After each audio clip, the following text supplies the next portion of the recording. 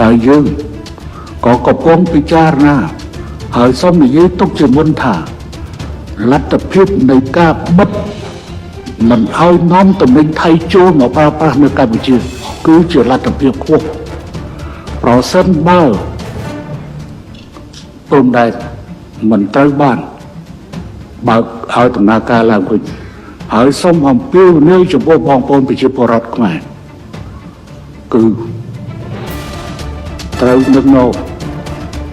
ហើយក្រំតែបញ្ហាបិទផ្លែឈើនិងបន្លែបងប្អូនកុំកម្ពុជាកុំឆ្លៀតតម្លើងថ្លៃកុំឆ្លៀតតម្លើងថ្លៃក្នុងពេលនេះយើងត្រូវការប្រើប្រាស់ទំនិញក្នុងស្រុករបស់យើងដែលគ្មានជាតិគីមីផងមិនព្រួយបារម្ភពីរឿងជាតិគីមីទេជាតិគីមីទេយើងមិនមែនបផុសឲ្យមានស្មារតីជាតិនិយមទេខ្ញុំបាននិយាយតាំងពីដើមទីថាកុំឲ្យចំនួនរីករាលដាលពីកន្លែងមួយទៅកាន់កន្លែងមួយ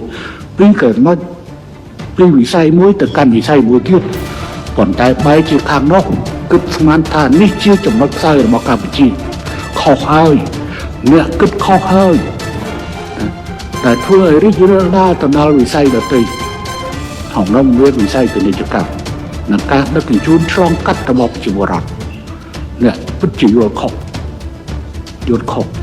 ខ្ញុំនិយាយដោយស្មោះត្រង់សូម្បីតែស្ថានភាពឆ្នាំ1908ដល់2011ពេលនោះក៏មិនរាលដាលដែរខ្ញុំសូមរំលឹកពេលនោះមានការប្រជុំអាស៊ានជប៉ុននៅតូក្យូមេកុងជប៉ុននៅតូក្យូអតីតនាយករដ្ឋមន្ត្រីថៃអភិសិទ្ធ វិជ្ជាជីវៈបានប្រកាសនៅទីក្រុងតូក្យូថានឹងបិទព្រំដែនកម្ពុជាថៃពេលមកដល់ពូជតុងខ្ញុំបានប្រកាសថាប្រសិនបើហ៊ានបិទព្រំដែនកម្ពុជានឹងប្រកាសឈប់ប្រើទំនិញថៃទាំងអស់ដូច្នេះពេលនោះអភិសិទ្ធអត់ហ៊ានបិទទេឥឡូវហេតុអីបានពេលនេះណែឯងធ្វើចឹងអញ្ចឹងកម្ពុជាក៏ត្រូវតែអនុវត្តវិធីសាស្ត្រដ៏រឹងមាំរបស់ខ្លួនដែរយើងត្រូវជំនួសដោយផលិតផលក្នុងស្រុករបស់យើងដែលផលិតបានហើយយើងត្រូវប្រើនៅទំនិញពីប្រទេសផ្សេងក្រៅពីប្រទេសថៃហើយសារនេះយើងបានបញ្ជូនចេញពីមុនហើយ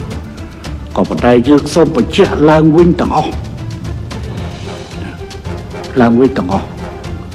រាជរដ្ឋាភិបាលបានត្រៀមខ្លួនហើយដើម្បីធ្វើកិច្ចការទាំងឡាយ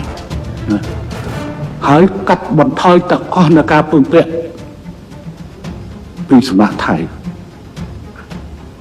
មានបងប្អូនមួយចំនួនចូលមកខមមិន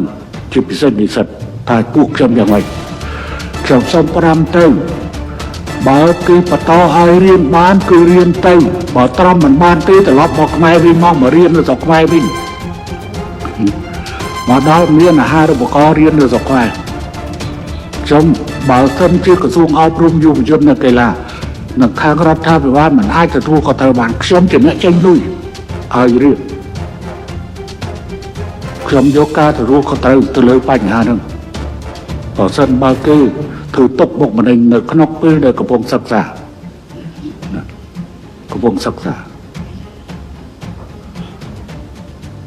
អញ្ចឹងសម្រាប់រឿងបញ្ហាច្រកព្រំដែននេះ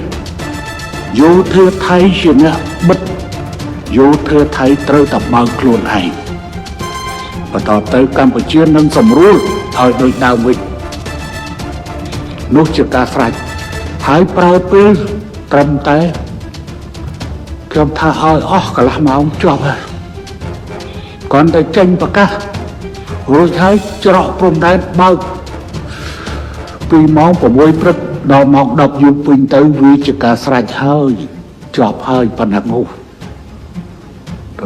ហើយកម្ពុជាគឺនឹងប្រកាសឲ្យបើកច្រកឡើងវិញហើយប្រកាសឲ្យយកសេវាទំនិញទៅមកដូចតើ